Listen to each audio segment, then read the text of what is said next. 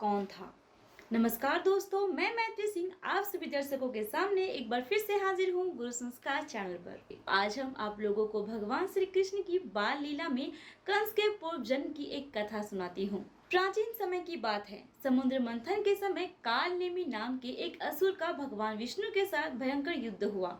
उस युद्ध में असुर काल नेमी मारा गया, पर उसके गुरु शुक्राचार्य ने मृत्यु संजीवनी विद्या द्वारा पुनः जीवित कर दिया। उसके बाद वह असुर ब्रह्मा की तपस्या करने चला गया। ब्रह्मा जी को प्रसन्न कर उसने यह वरदान मांगा कि किसी भी देवता के हाथों उसकी पराजय अथवा मृत्यु न हो। ब्रह्मा जी ने उस समय काल नेमी से कहा कि यह वरदान तुमको इस जन्म में तो प्राप्त नहीं होगा, परंतु अगले जन्म में तुम्हें इस वरदान के साथ जन्म लोगे। उस समय तुमको कोई भी देवता मार सकने में समर्थ नहीं होगा। उसके बाद वह असुर मथुरा के राजा उग्रसेन की पत्नी के गर्भ से पैदा हुआ। वास्तव में कंस उग्रसेन की पत्नी प्रज्ञावती और असुर दुर्मिल का पुत्र था। असुर दुर्मिल ने माया से राजा उग्रसेन का रूप बनाकर प्रज्ञावती के साथ यौन संबंध स्थापित किए थे। कंस बाल्यकाल से ही बहुत बलवान था। वह मल्ल युद्ध में निष्णात था। एक बार उसने कुवलयापिड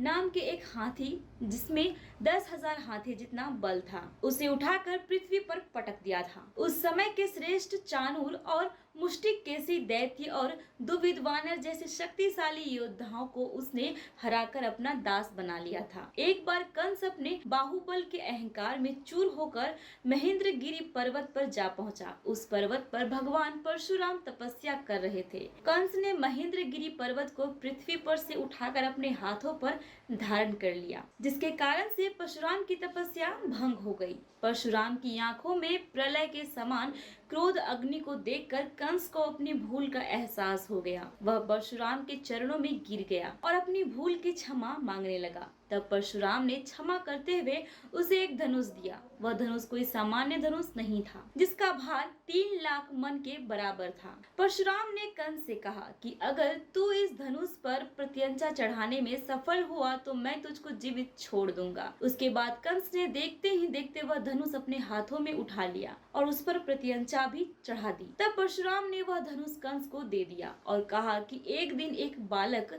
तुम्हारे राज्य में आएगा और वह यह धनुष खेल खेल में ही तोड़ देगा। उस दिन तुम यह समझना कि वह बालक कोई और नहीं तुम्हारा काल है और उसी बालक के द्वारा तुम्हारी मृत्यु होगी। उसके बाद कंस वह धनुष अपने साथ मथुरा ले गया। उसने वह धनुष मथुरा के रंगेश्वर महादेव में रखवा दिया था। जब श्री कृष्ण और बलराम अक्रूर के साथ मथुरा आए, भगवान श्री कृष्ण ने उस समय उस धनुष को छूना चाहा। उस मंदिर के पुजारी के इनकार करने पर भी उन्होंने जैसे ही शिव धनुष को स्पर्श किया, वह धनुष मध्य में से टूट गया और धनुष के टूटने से अब सबको विश्वास हो गया कि मथुरा में कंस का काल आ चुका है। तो दोस्तों, आप सभी को कंस से जुड़ी यह रहस्यमय कथा कैसी लगी आप हमें जरूर बताएं।